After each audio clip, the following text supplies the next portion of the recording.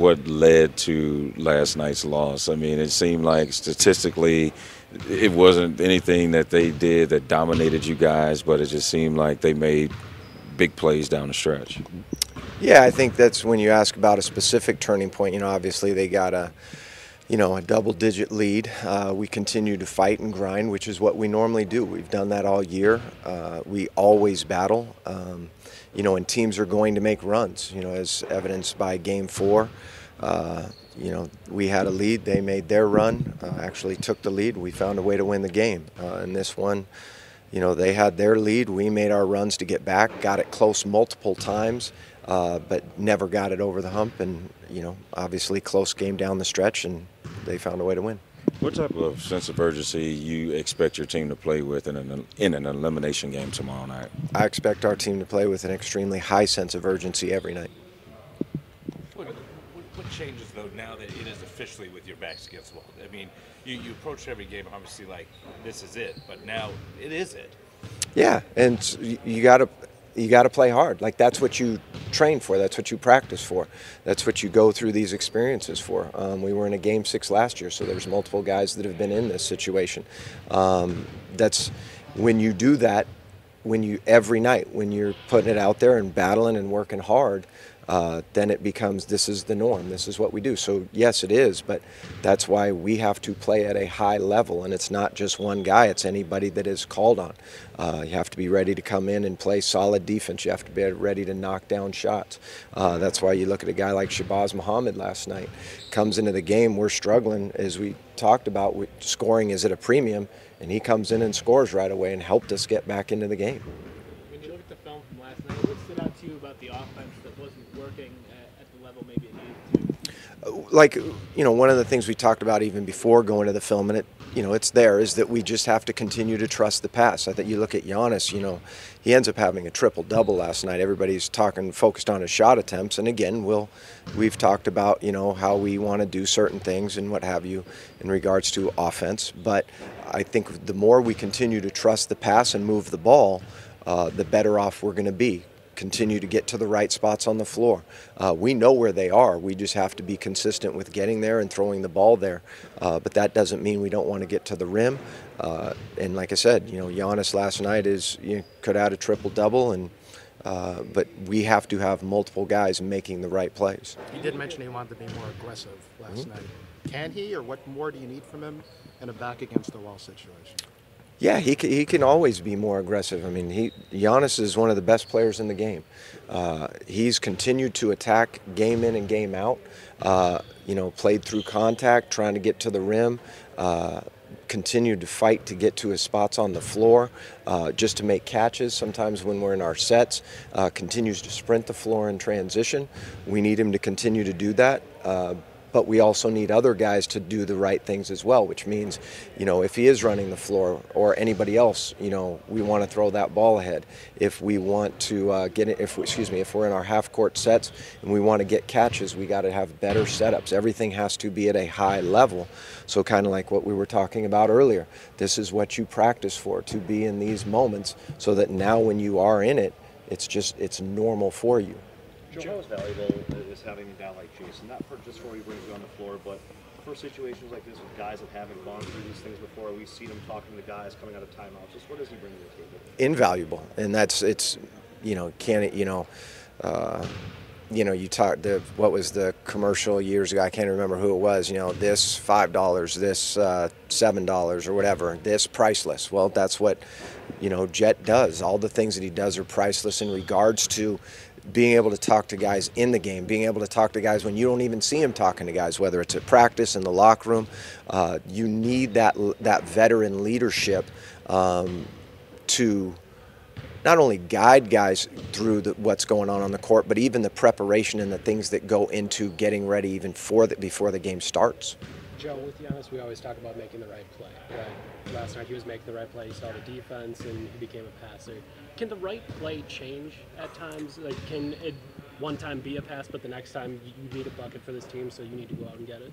Yeah, that's the beauty of the game of basketball. It changes from play to play.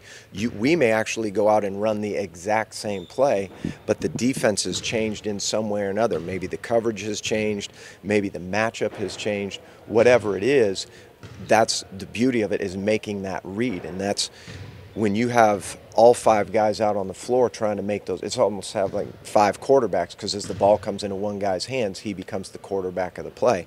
So with Giannis, again, I think he's been very assertive with his game. We want him to continue to attack, get downhill, be aggressive, and do what he does.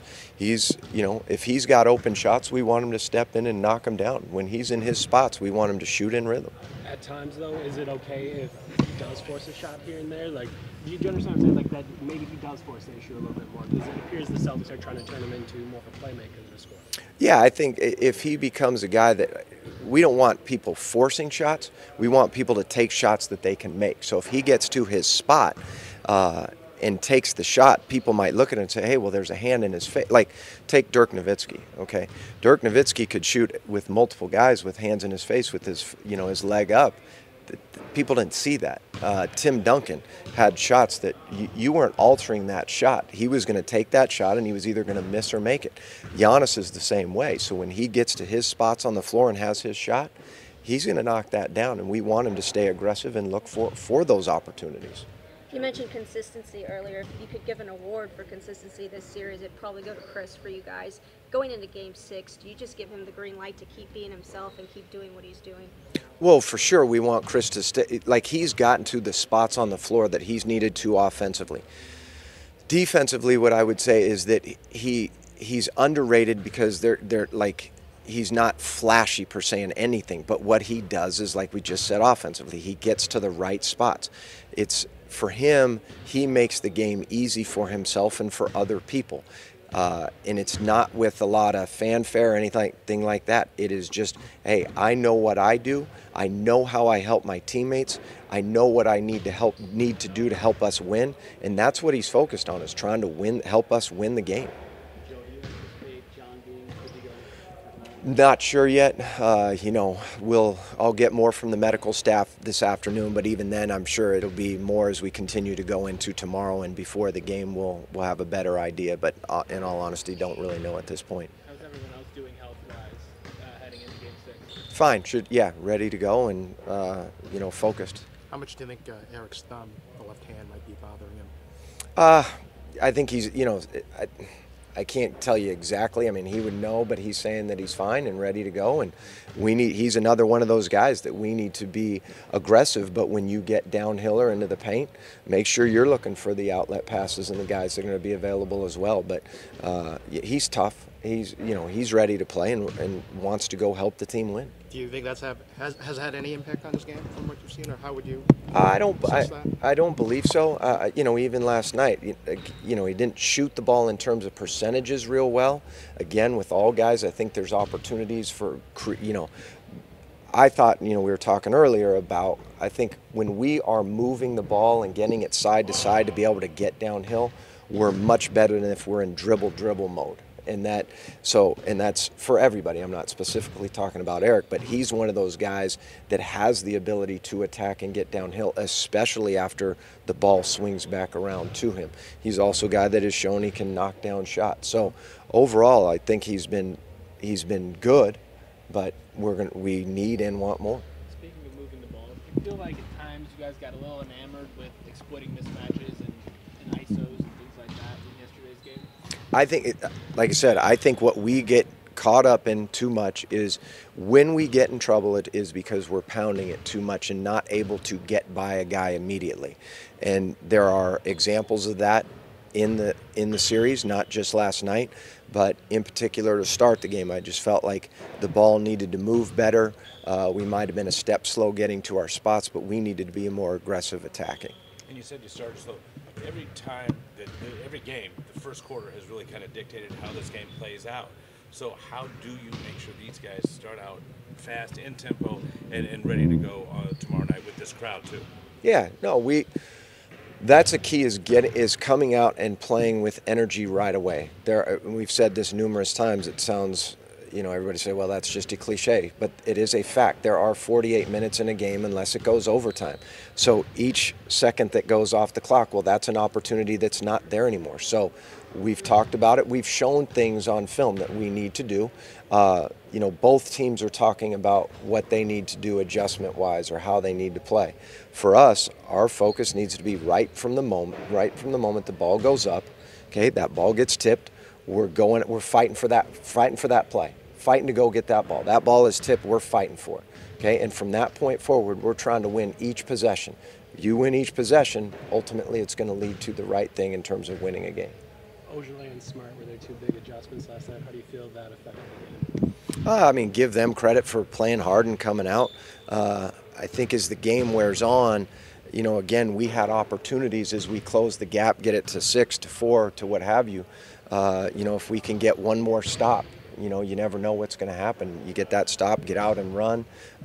You get, you know, one more better possession on offense. You know, knock down that basket. It becomes a tougher game in terms of, you know, one possession games versus 2 possession games are different. The last 2 minutes will come out here in a little while, and surely it'll have that shot clock violation being wrong. Do you take any solace in getting to see that the next day? Yeah. Why do you guys laugh? Yeah. We've talked about the 2-minute report. Like it is. Last night, we talked about it in the postgame. My comment was it's a shot clock violation. The first comment was we can't review it. I didn't say can we review it. I said it's a shot clock violation. Whatever we need to do, can we do that? They didn't call it, so it wasn't a shot clock violation. I mean, if we're, like, for me, you know, talking about the game, you got to play the game, you got to go out and stay focused. We wanted to get a stop. That is a huge stop to get in Game 5 of a playoff series where both teams are putting everything on the line. That's a tough time to have a missed call. I mean, I know for me, I had a great view of it. So what I thought was a shot clock violation was not called. So is there a level of frustration? Yes. But Game 4, I can't remember what the call was. Chris, they said, oh, okay, we missed this call in Game 4. Okay, we missed this call in Game 1. There's been multiple calls, and we go back to the 2-minute report. Look, if I'm worried about anything, I'm just looking at numbers here, like the analytics stuff. We've been called for 30 more fouls, and they've shot 30 more free throws. Okay, if like at the point of the game, that's what I want to get right. We can't go back. We can't. If we can anybody do that? Can anybody go back and okay? So yeah, okay. So let's look. It is what it is. We are where we are now. We're down 3-2. Got to come out and be ready to play. Be focused, attack, be aggressive, and control what we can control. And when the moment comes that we're trying to fight for something, hey, if I ask for, it's a shot clock violation, maybe confer with each other. Not, you know, hey, I can't review it. I didn't ask for a review. So, sorry, that's pretty long-winded.